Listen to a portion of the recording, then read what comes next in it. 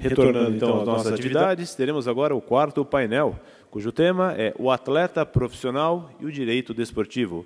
Para integrar a nossa mesa de trabalho, convidamos os expoentes, Dr. Leonardo Andreotti Paulo de Oliveira e Dr. Maurício de Figueiredo Corrêa da Veiga. Os trabalhos serão coordenados por Sua Excelência, o desembargador, diretor da Escola Judicial do TRT da 15ª Região, Dr. Francisco Alberto da Mota Peixoto Giordani. Para nós aqui da organização do evento, é uma satisfação muito grande, como as coisas estão acontecendo. É uma alegria ouvir cada palestrante que está aqui, que se manifestou e os que vão se manifestar ainda. E como o painel é de direito desportivo, eu gostaria de dizer que nós montamos um time de primeira qualidade. Eu até diria aos amigos presentes que o único time que pode barrar o São Paulo nessa caminhada da Libertadores é o time de palestrantes que nós temos aqui. Não, senão não tem jeito. Não. E a prova do como nós estamos bem nesse evento é que nós já temos até uma medalha olímpica personalizada na figura do André Heller, campeão olímpico brasileiro de vôlei, que está aqui prestigiando o nosso evento para a nossa satisfação.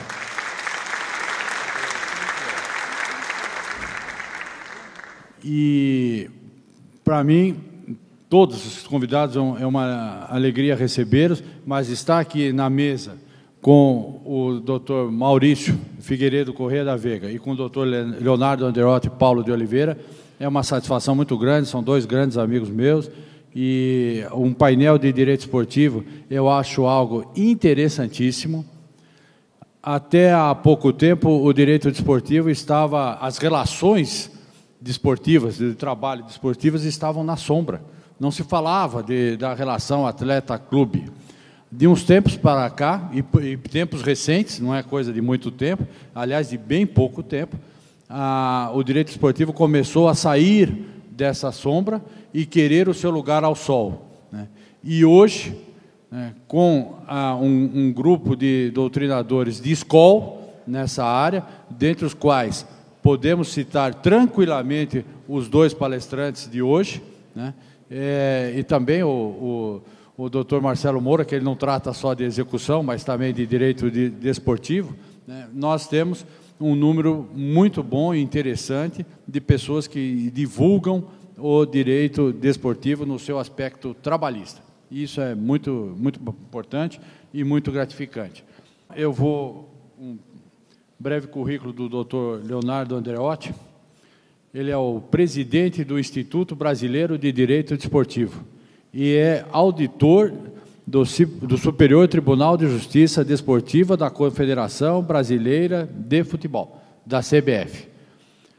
Esses dois dados demonstram, e é membro da Academia Nacional de Direito Desportivo. Então, veja, é uma pessoa envolvida integralmente no esporte.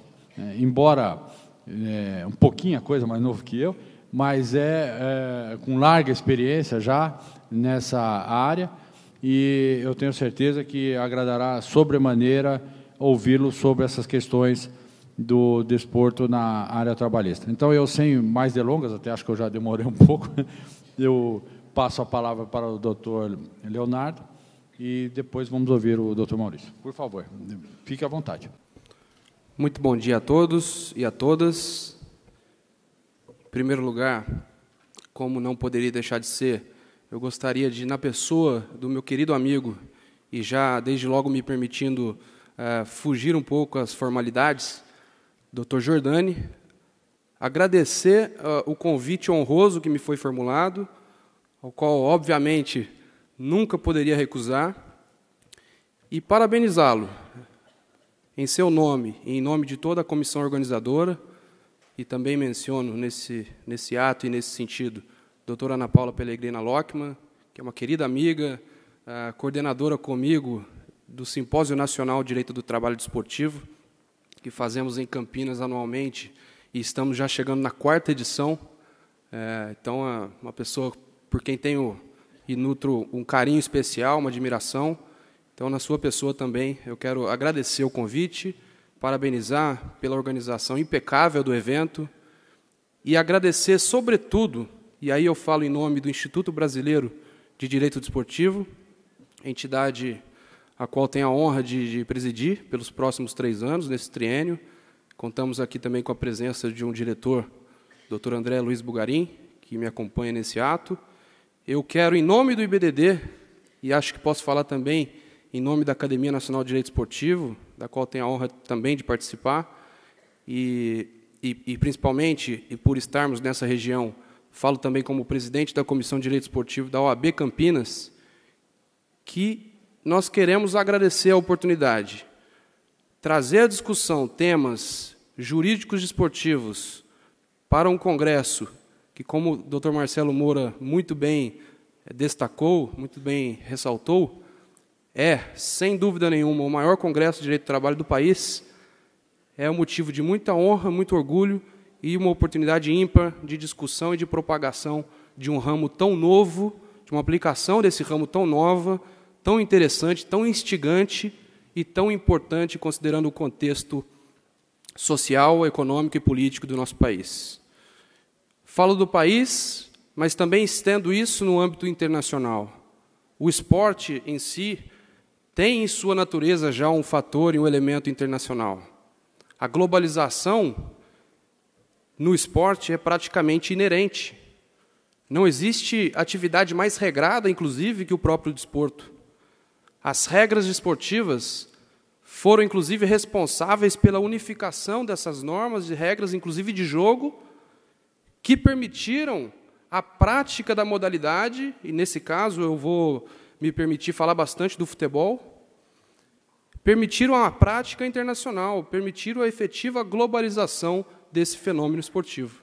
Então, não existe atividade mais regrada que o desporto, e o desporto, em sua natureza, é internacional. O tema é extremamente importante, o tema é muito relevante no cenário social, inclusive, e combinamos, Dr. Maurício e eu, aliás, é uma honra para mim, Maurício, fazer de novo essa dobradinha com você. Nós temos tido a oportunidade de fazê-lo em outros eventos, inclusive no âmbito da Academia Nacional de Direito Esportivo, em Roma, inclusive estivemos juntos com uma comitiva do TST, ministro Ives Gandra também se fez presente. É sempre uma honra participar ao seu lado. Enfim, o tema é extremamente importante e nós combinamos aqui de dividi-lo de uma forma didática, onde eu traria um aspecto mais globalizado, mais internacional, e logo em seguida o Dr. Maurício falará com vocês a respeito do âmbito nacional, de toda a aplicação do direito do trabalho desportivo no nosso país. Me aproveitando também desse momento, eu não poderia... E me aproveito, inclusive, fazendo aqui um marketing de emboscada, assim como o Dr. Marcelo inaugurou, eu gostaria de render, ainda que ele não esteja presente, e tenho certeza que isso lhe chegará, render minhas homenagens ao ministro Caputo Bastos, do TST, que tem naquele âmbito, no âmbito daquela corte, e como presidente da Academia Nacional de Direito Esportivo, envidado todos os esforços no sentido de desenvolvimento e propagação de um ramo tão importante como o direito desportivo. Então, nós do IBDD, eu pessoalmente, como Sociedade Brasileira de Direito Esportivo também, rendemos essa homenagem ao ministro Caputo Bastos pelo esforço que tem no sentido de ampliação, propagação, difusão desse ramo importante do direito.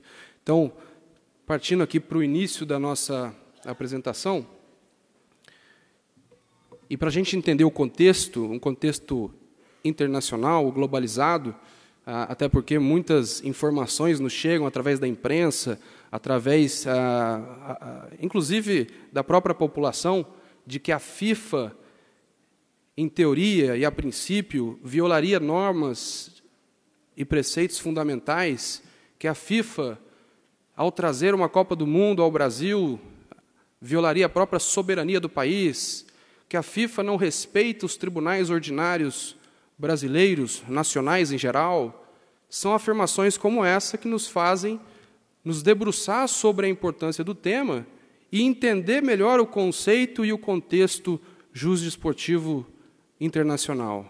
Porque a FIFA, ao contrário, ela, exceto em matérias disciplinares, que são genuinamente puramente desportivas, a FIFA respeita, sim, a jurisdição nacional, respeita, sim, os tribunais ordinários brasileiros e de outros países, e tem, obviamente, um sistema bastante organizado, uma estrutura organizada para atender aqueles atletas, aqueles jogadores de futebol que tenham um problema, inclusive laboral, com o seu clube, onde contamos com uma dimensão internacional. Em outras palavras, a FIFA, em toda a sua estrutura associativa, conta com uma Câmara de Resolução de Disputas, por exemplo.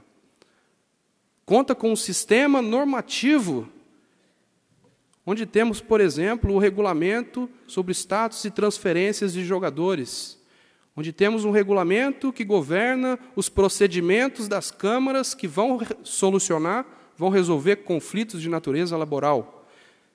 Mal comparando, e muito mal comparando mesmo, é como se nós tivéssemos uma CLT, um código de processo, dentro de uma estrutura internacional privada, dentro de uma federação internacional, no caso do futebol.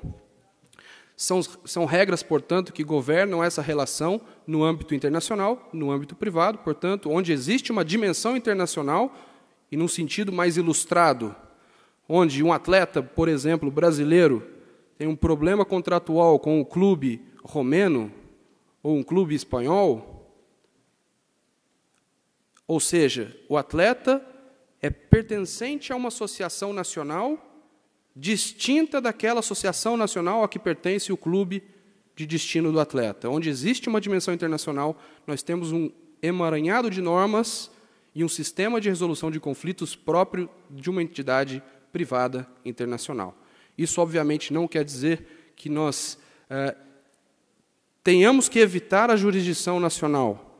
É apenas uma opção que o atleta e os clubes e todos aqueles partícipes esportivos naquela estrutura têm à sua disposição para a solução desses conflitos. Esse regulamento sobre o status e transferências de jogadores, ele regula diversas situações, diversas questões, dentre elas o status do jogador, a questão se o jogador é um profissional, se o jogador é um amador, nos nossos termos nacionais, um não profissional, as indenizações por formação, o mecanismo de solidariedade, tudo isso, todos esses conceitos, a gente vai passar por eles. Vou tentar explicar de uma forma geral, de uma forma sucinta, bastante resumida, mas, principalmente, as transferências internacionais e os contratos. E, nesse ponto, a estabilidade contratual, ela é governada, é regulada por essas normas privadas internacionais.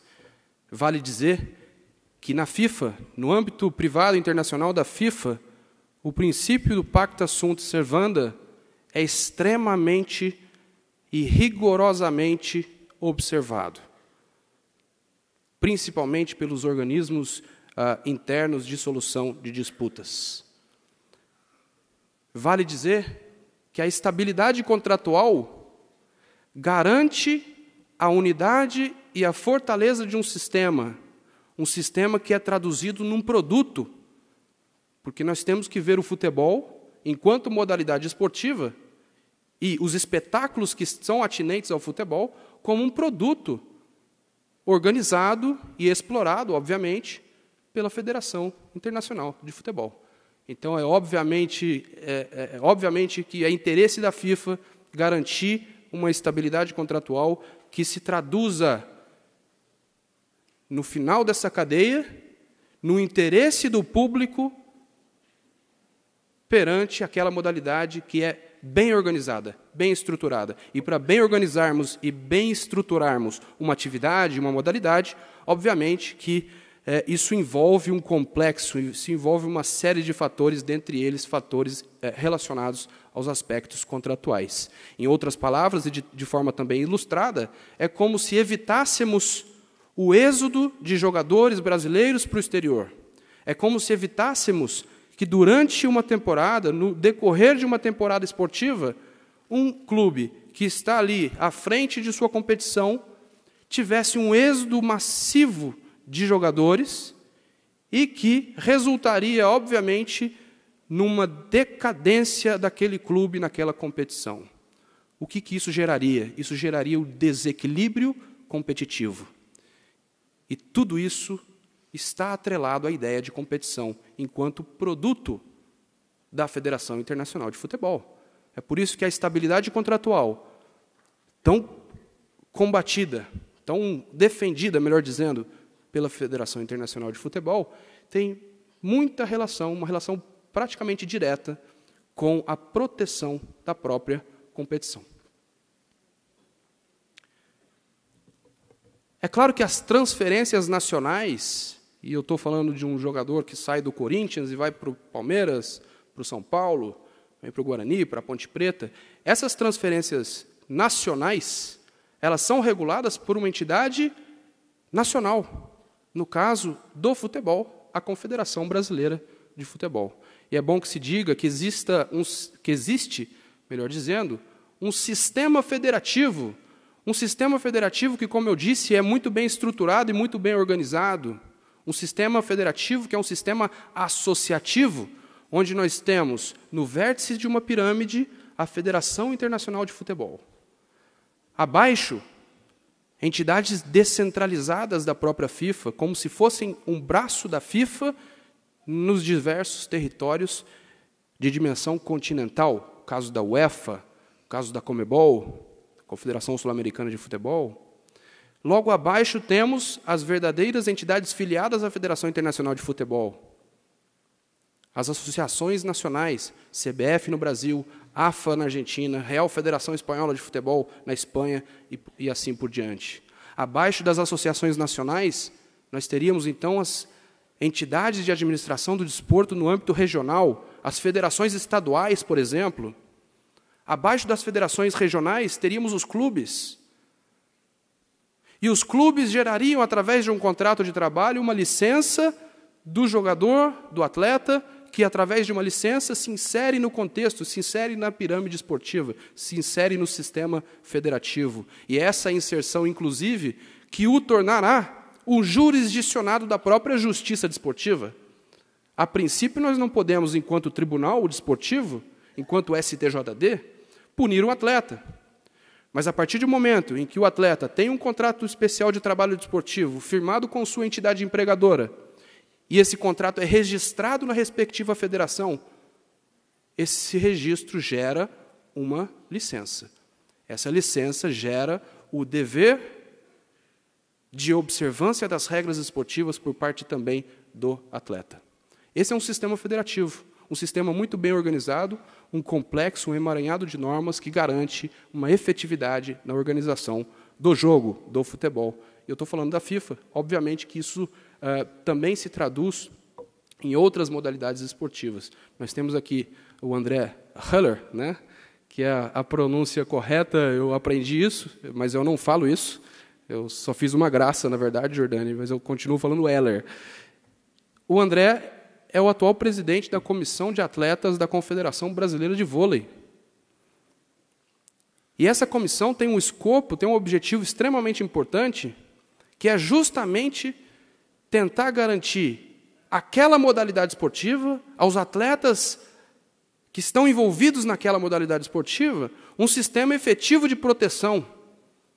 Porque hoje, obviamente, que nós temos uma lei geral do desporto, uma lei, a lei originalmente 9.615, de 98, que é popularmente conhecida como Lei Pelé, que, obviamente, foi pensada para o futebol. Obviamente, em muitos dos seus artigos, não contempla as peculiaridades, as especificidades do voleibol, do basquete, do handebol, do badminton. E esse é o desafio da comissão de atletas, de tentar buscar uma efetiva proteção àqueles atletas olímpicos que não estão contemplados na modalidade do futebol. Sem nos esquecermos, obviamente, que no futebol nós não temos uma realidade única. Nós temos 3%, no máximo, de atletas que são os atletas chamados invejados por suas características, por sua fama, enfim, por tudo aquilo que conquistam. Mas a grande maioria dos atletas, na modalidade do futebol, não ganha mais do que um salário mínimo para sobreviver. E é essa realidade que nós temos que levar em consideração no intuito de protegermos essa categoria, no intuito de efetivamente trazermos a proteção ao atleta enquanto trabalhador. O atleta não deixa de ser trabalhador. Então, dentre outras questões, dentre outros assuntos, a FIFA respeita as normas nacionais, respeita a solução de conflitos nacionais, mas tem, então, o seu âmbito de aplicação internacional. Apenas a título de conceito, para a FIFA, o profissional é aquele atleta que tem um contrato de trabalho, um contrato de prestação de serviço, ou um contrato civil, a FIFA coloca isso de uma forma genérica, e que prevê uma remuneração. Mas que essa remuneração deve corresponder a um valor superior àquilo que ele gasta ou investe para que tenha condição de exercer o seu labor. Esse é o conceito de profissional para a FIFA, enquanto o atleta não profissional, o atleta amador, seria todo aquele que não se enquadraria na hipótese da conceituação do atleta profissional. E já me adiantando aqui no âmbito nacional, nós sabemos que o artigo 28 da Lei Pelé, ele é muito claro no sentido de que atleta profissional é aquele que tem um contrato especial de trabalho desportivo firmado com sua entidade empregadora. E o artigo 94 da Lei Pelé, acredito que o Maurício vai tratar dessa situação, ele é muito claro no sentido de que o artigo 28 ele é obrigatoriamente aplicado ou aplicável ao futebol, sendo facultativa a sua adesão às outras modalidades desportivas. O que é, em outras palavras, o mesmo que dizer que, inicialmente, a lei estabelece que o único atleta profissional no Brasil é o atleta da modalidade do futebol. Essa é a conceituação, essa é a diferenciação do que conceitua a própria FIFA no status do jogador. No âmbito internacional, também temos algumas situações bastante interessantes, que é a duração dos contratos. Vale dizer que um contrato especial de trabalho desportivo no Brasil e para a própria FIFA é um contrato escrito, é um contrato por prazo determinado. Foge, então, à regra da indeterminação dos prazos. E a FIFA estabelece que o contrato não poderá ter uma vigência superior a 5 anos e inferior, e aí tem uma outra diferenciação no contexto nacional, enquanto no Brasil a lei estabelece que o prazo mínimo do contrato é 3 meses, na FIFA, aqueles 6 meses é mais ou menos uma projeção, mas a FIFA estabelece, através do regulamento de status e transferências, que o período mínimo é a partir do momento em que o atleta firma o contrato de trabalho com o clube até o final da temporada. Então, é um limite relativo. Se ele assinar no início da temporada, o mínimo vai ser uma temporada. Se ele assinar no meio da temporada, será de mais ou menos 6 meses. Por que a gente coloca 6 meses ali? Apenas para reflexão e para trazer também essa peculiaridade. Por conta das chamadas janelas de transferência. Quem é que nunca ouviu falar nas janelas de transferência? Janelas de transferências, em linhas gerais, são períodos de registro, de modo que o atleta, embora possa ter um contrato de trabalho com o seu clube, para que ele participe da competição, para que ele participe do jogo, para que ele possa estar em condição de jogo, ele tem que seguir regras que estabelecem, inclusive, períodos de registro, de modo que o atleta não pode, a qualquer momento do ano, participar em uma eventual competição.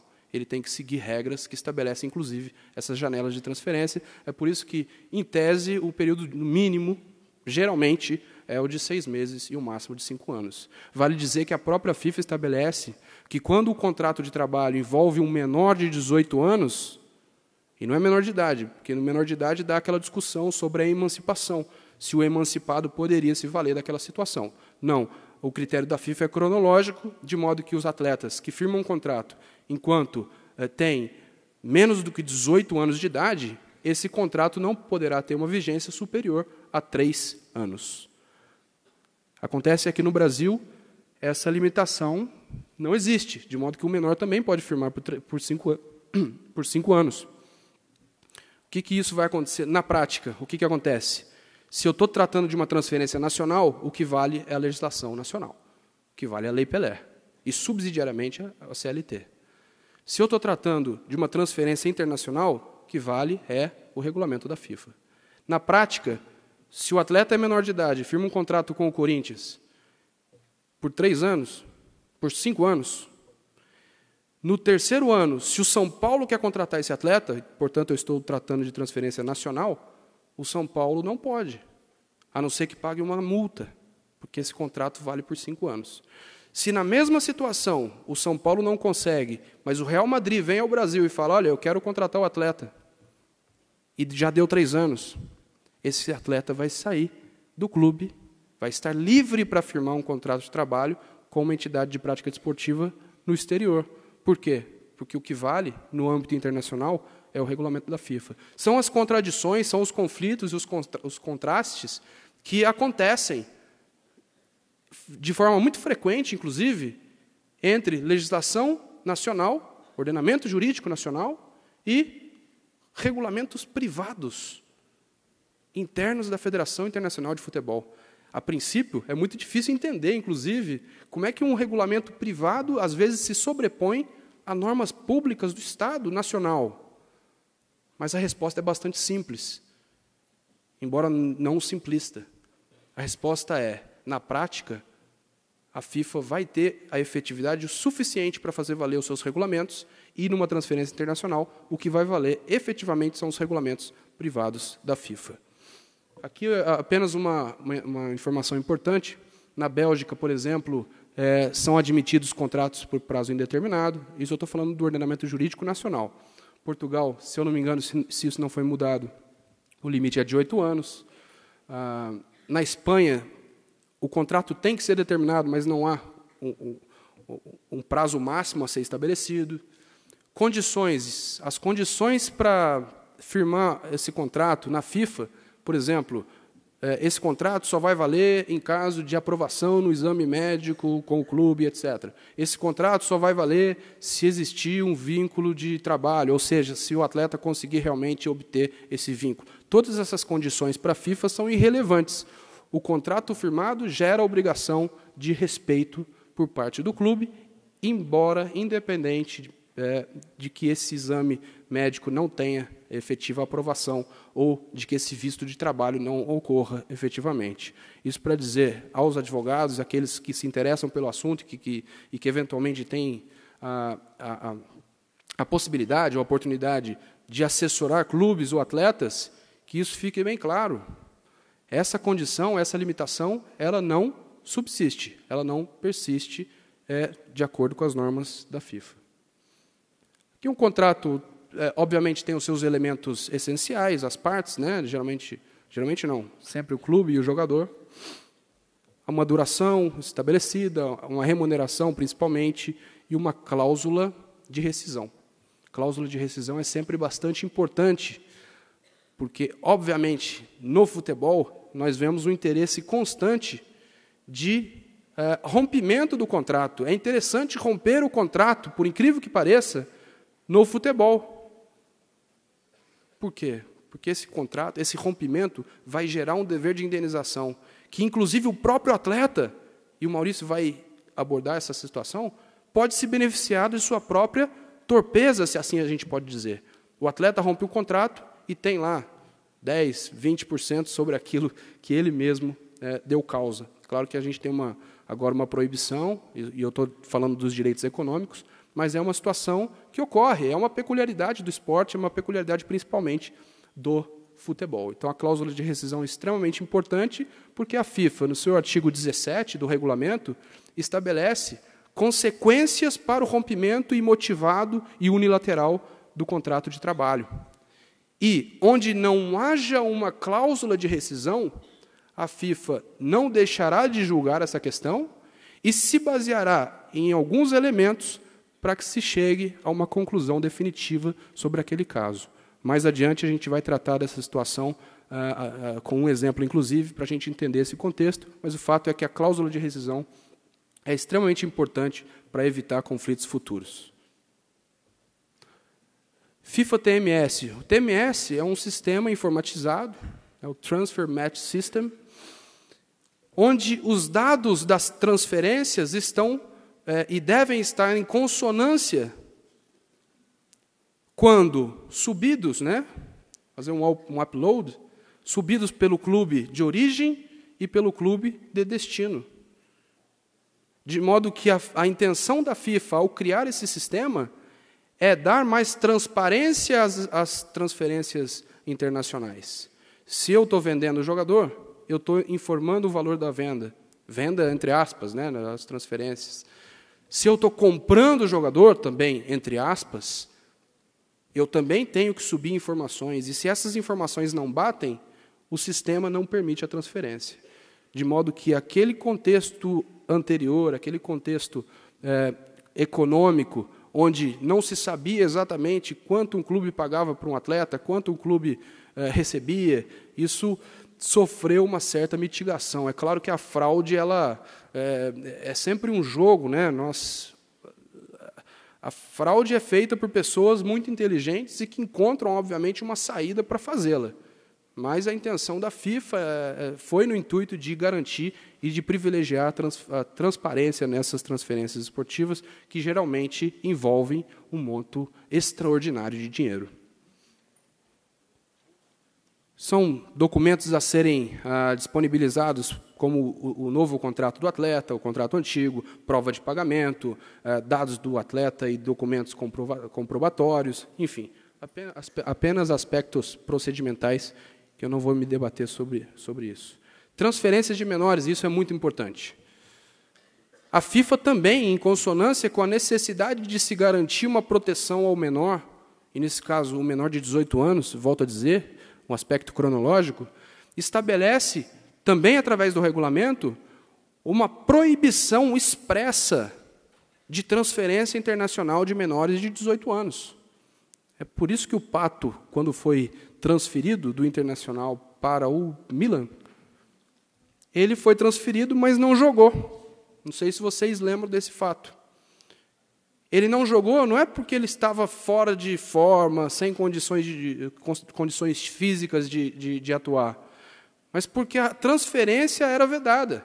Nós tínhamos um contrato de trabalho firmado, obviamente que a intenção do clube era garantir aquele investimento, porque o atleta é visto dessa forma, mas não pôde jogar, só a partir do momento em que completou seus 18 anos de idade. Mas a FIFA também tem exceções a essa regra. São 3 as exceções estabelecidas e rigorosamente cumpridas pela Federação Internacional de Futebol. A primeira, a mudança de domicílio dos pais. Se os pais mudam de país por motivos não relacionados com o futebol, o atleta poderia ser registrado, ainda que menor de idade, e poderia exercer o seu labor na nova entidade de prática desportiva no âmbito internacional.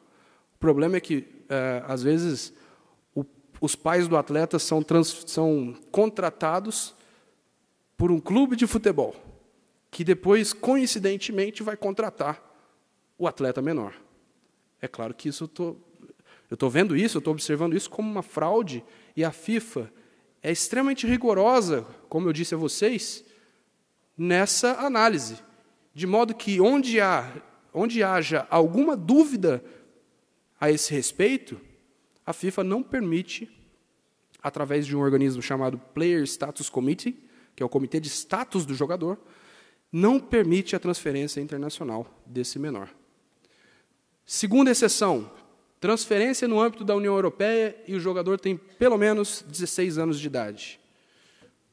Se o jogador é comunitário, ou seja, se o jogador ele tem uma nacionalidade de um país no âmbito da União Europeia, ele conta com pelo menos 16 anos, ou seja, 16 a 18 anos, ele poderia se transferir no âmbito da União Europeia, sem maiores problemas. Isso foi uma questão, inclusive, levantada no Jurisportes de Roma, né, como uma forma, inclusive, de discriminação. Por que eu posso garantir que um atleta de 16 anos, português, pode se transferir para a França, para a Itália, para a Croácia, para a Romênia, e eu não posso garantir que um atleta de 16 anos, brasileiro, de Porto Alegre, se transfira à Argentina, que é do lado?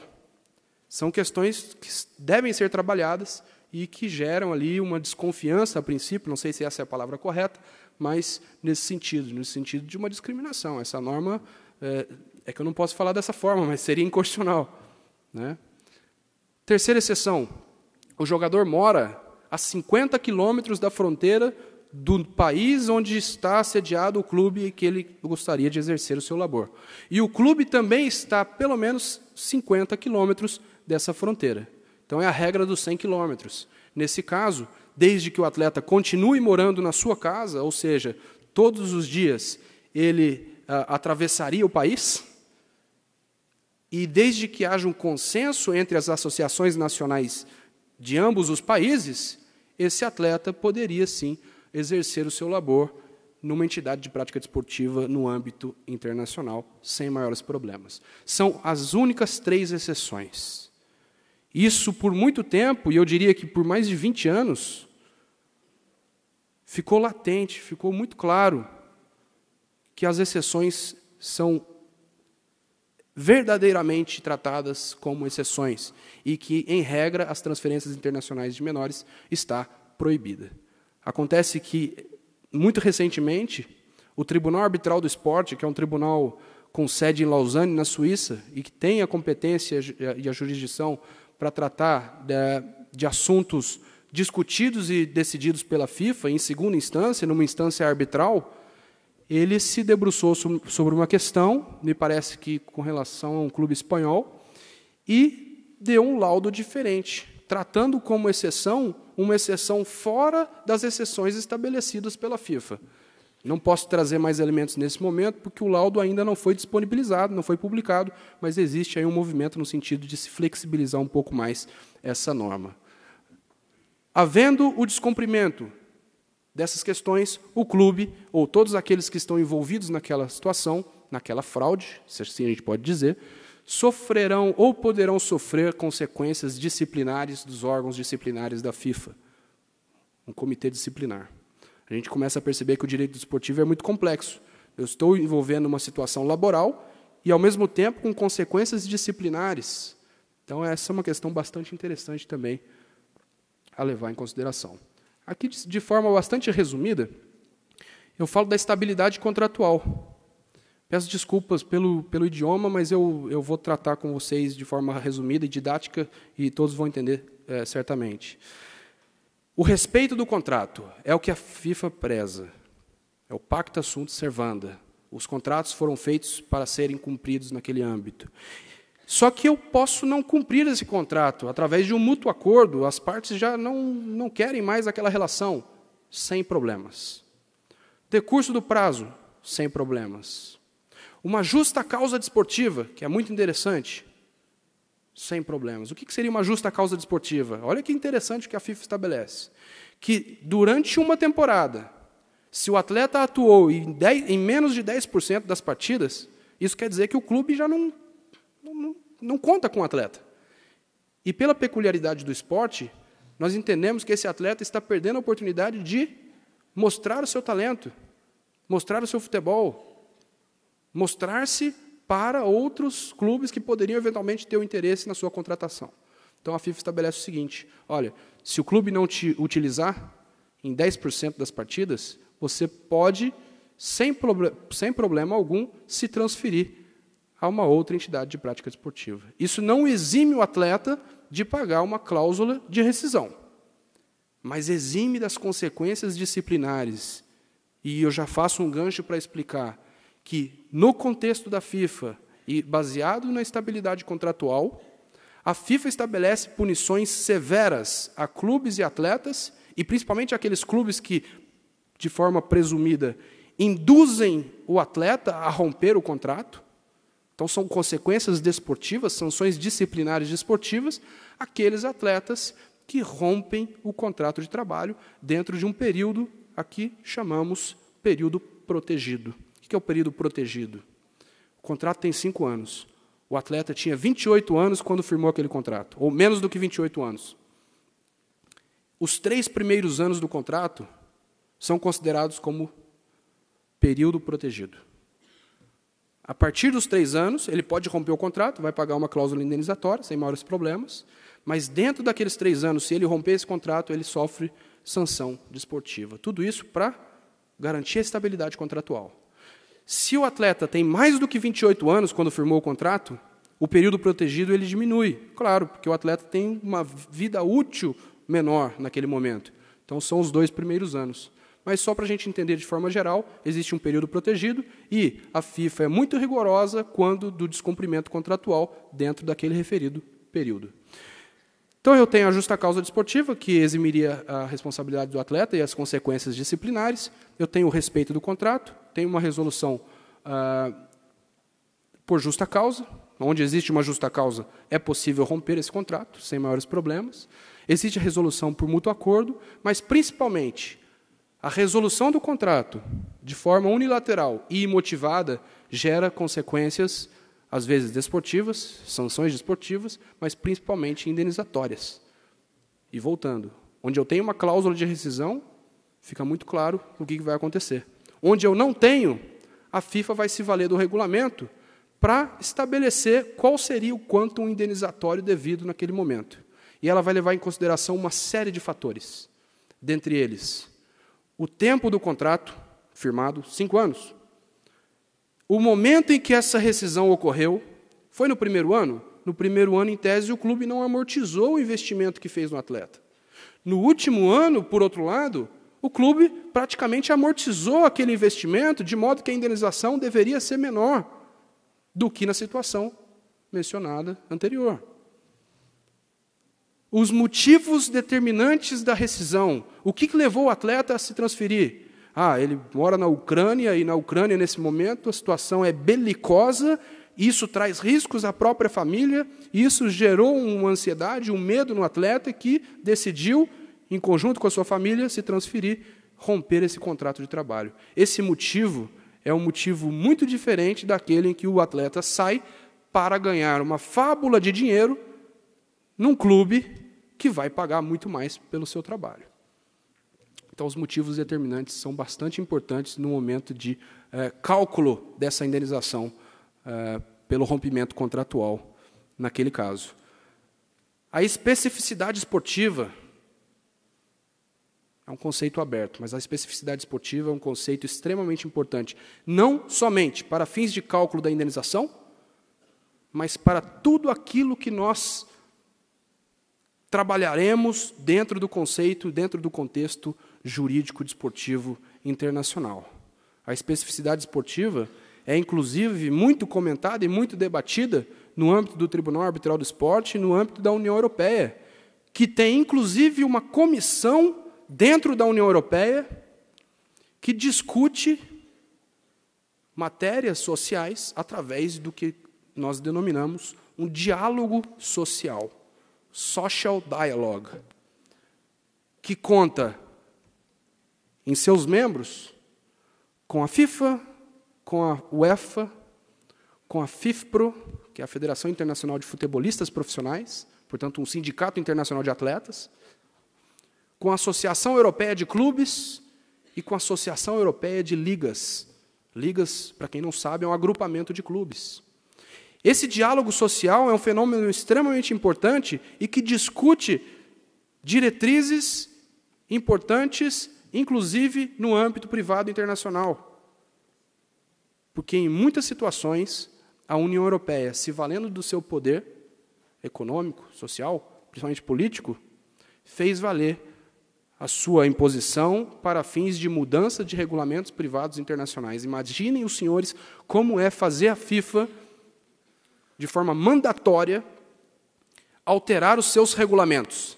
É algo inimaginável que apenas uma entidade como a União Europeia consegue fazer valer. Em 1995, nós tivemos um caso muito conhecido, que é o caso Bosman, que desagou na discussão sobre a liberdade de circulação de trabalhadores. E, em 95, o tribunal foi muito enfático e essa decisão gerou uma mudança nos regulamentos privados e nos ordenamentos jurídicos nacionais. Tanto é que, em 98, nós temos a edição e a publicação da Lei Pelé, que é a Lei Pelé, conhecida como a lei que aboliu a escravidão no futebol. justamente como reflexo praticamente direto da decisão do caso Bosman. E tudo isso de onde? Da União Europeia. Então, a União Europeia tem esse papel, tem esse cuidado, e esse diálogo social é extremamente importante para que se pense o cenário desportivo, não somente em sua resolução de contratos, mas antes, de forma prévia, na edição, na elaboração de seus regulamentos e normas em geral. Aqui nós temos uma jurisprudência bastante interessante, do caso Webster, caso Matusalém, são jurisprudências relativas ao Tribunal Arbitral do Esporte.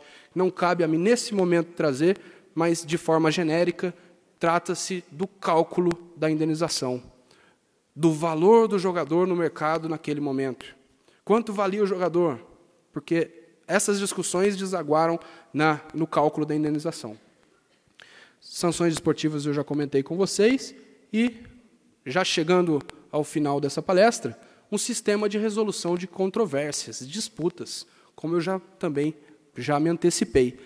Nós temos na FIFA um sistema de solução de disputas, mas isso não quer dizer que o atleta está prevento de buscar os seus direitos nos tribunais ordinários. Tribunais ordinários para a FIFA quer dizer cortes ou cíveis ou trabalhistas em vários ordenamentos jurídicos nacionais. No nosso caso, o atleta, obviamente, ainda que em dimensão internacional, poderia buscar o Poder Judiciário Trabalhista para solução desses conflitos. Vale dizer que a FIFA, em seu regulamento, em seus estatutos, ela, de forma clara, ela privilegia e ela sugere a criação de tribunais arbitrais no âmbito nacional. E é o que vem ocorrendo, inclusive, no Brasil, com a criação da Câmara Nacional de Resolução de Disputas, da CBF. É claro que essa Câmara é recém-criada, ainda o regulamento sobre a Câmara ainda será muito discutido, e nós teremos que nos debruçar sobre, principalmente, a validade desses regulamentos, dessas câmaras, mas o fato é que não é uma imposição, mas uma sugestão da FIFA para a solução desses conflitos, que é uma discussão bastante importante.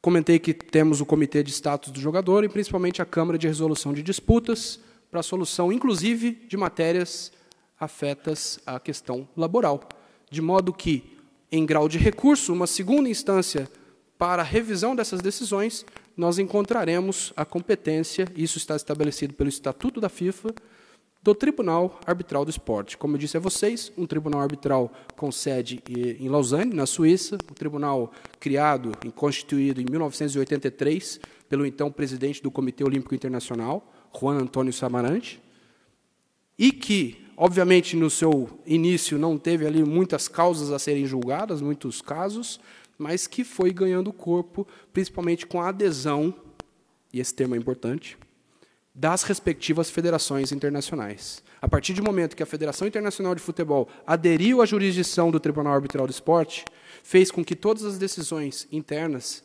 da FIFA tivessem que passar por uma segunda instância, ou uma segunda apreciação do Tribunal Arbitral do Esporte. E o tribunal decide, e o tribunal emite um laudo, e esse laudo vai ser plenamente e de forma muito eficaz executado por duas vias.